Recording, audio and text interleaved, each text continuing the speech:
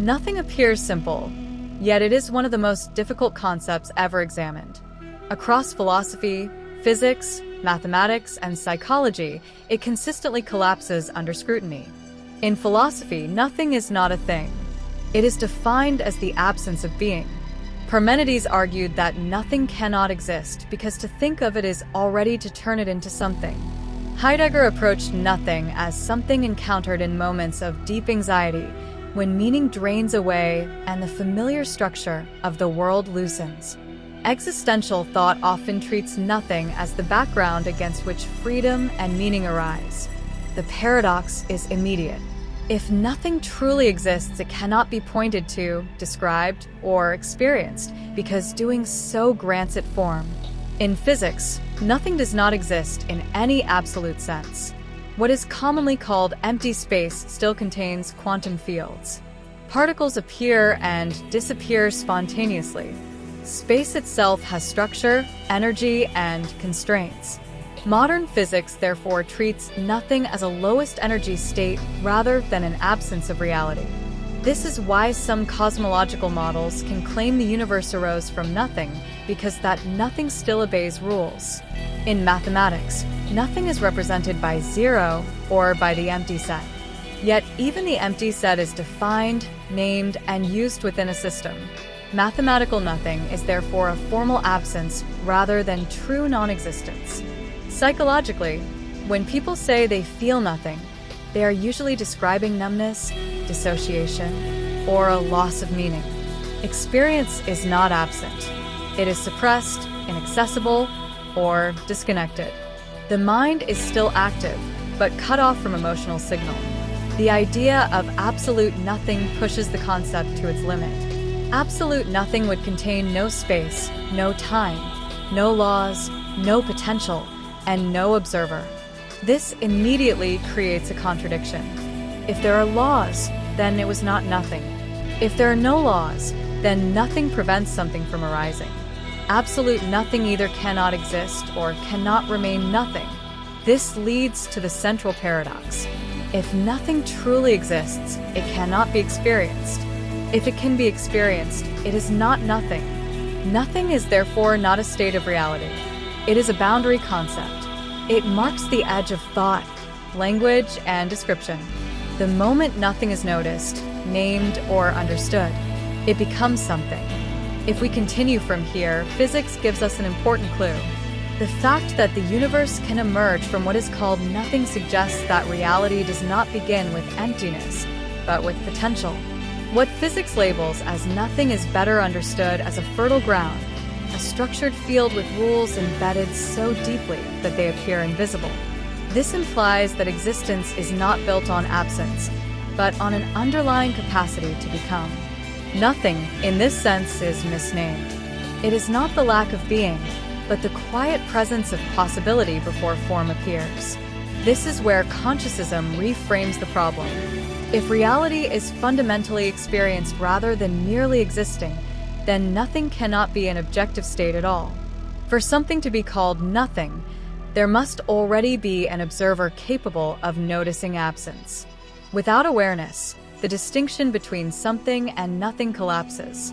Consciousism therefore treats nothing as a failure of perception rather than a feature of reality. When meaning, form, and narrative dissolve, consciousness does not disappear. It simply loses reference points. What remains is raw awareness without structure, which feels like nothing only because it lacks contrast. The idea of the absolute pushes this further. The absolute cannot be something among other things because that would limit it. It cannot be nothing either because nothing implies absence, and absence implies comparison. The absolute is therefore neither something nor nothing. It is the condition that allows both to appear. From this view, what we call nothing is the mind brushing up against the absolute without the conceptual tools to describe it. The sensation of nothingness is not emptiness, but totality without differentiation. This explains why encounters with nothing often feel overwhelming, peaceful, terrifying, or profound. The self depends on distinction. Subject and object, past and future, meaning and purpose all require structure. When structure dissolves, the self loosens. What remains is not nothing, but everything without labels. Consciousness experiences this as a void because it has no edges to grab onto. So nothing is not the opposite of something. It is what something collapses into when distinctions fall away. It is the silence beneath form, the stillness beneath motion, the undivided ground beneath experience. Physics approaches it through fields and energy. Consciousism approaches it through awareness and subjectivity. The absolute encompasses both, not as an object to be found, but as the condition that makes finding possible at all. If reality never begins with true nothing, then becoming is not an accident. It is not a mistake or a fluctuation that happened once and then froze into existence. Becoming is the natural expression of what already is. The question shifts from why something exists instead of nothing to why existence takes form, motion, and narrative. From a physical perspective, symmetry breaking is unavoidable. Perfect balance is unstable. A system with total uniformity has no way to remain uniform because there is no mechanism to enforce sameness without difference. The smallest variation amplifies. Time, structure, and complexity unfold not because the universe wants to exist, but because existence cannot remain perfectly undifferentiated. Becoming is the release of tension within potential. Consciousism interprets this same process internally. Awareness without content cannot remain static. Consciousness, when undivided, has no reference. It cannot know itself as awareness unless something appears within it. Experience arises so that awareness can recognize itself through contrast. Subject and object emerge together. The universe, in this sense, is not separate from consciousness. It is consciousness learning how to see itself by fragmenting into perspectives. This fragmentation is not a fall or a corruption. It is exploration. Each point of view is a local experiment in meaning. Matter, life, thought, and culture are increasingly complex ways of carving distinction into an otherwise seamless whole.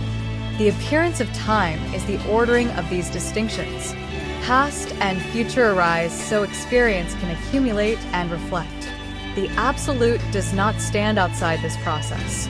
It expresses itself through it. The absolute is not watching the universe unfold. It is unfolding as the universe. Nothingness is the memory of undivided being. Somethingness is the act of differentiation. Both are necessary. Without nothing, there is no ground. Without something, there is no experience. This also reframes suffering and confusion. When consciousness identifies too strongly with a single fragment, it forgets the whole. Fear arises from the illusion of separation. Meaning collapses when the fragment cannot see beyond its own boundaries. Encounters with nothingness, whether through anxiety, meditation, or altered states, feel destabilizing because they loosen the identity that keeps the fragment coherent. Yet these encounters also feel truthful. They hint that the self is not as small as it appears. They reveal that beneath form, beneath story, beneath identity, there is continuity rather than absence. The void is not empty. It is full beyond distinction. If this is true, then reality is not moving toward an end. It is not trying to return to nothing. It is cycling between unity and differentiation, silence and expression, potential and form. Meaning is not imposed from outside. It emerges locally, temporarily, and honestly wherever awareness meets structure. The final turn of the question is personal. If nothing is not annihilation but ground, and if something is not separate but expression, then the individual is not a mistake in an indifferent universe. The individual is the absolute, narrowed just enough to experience itself.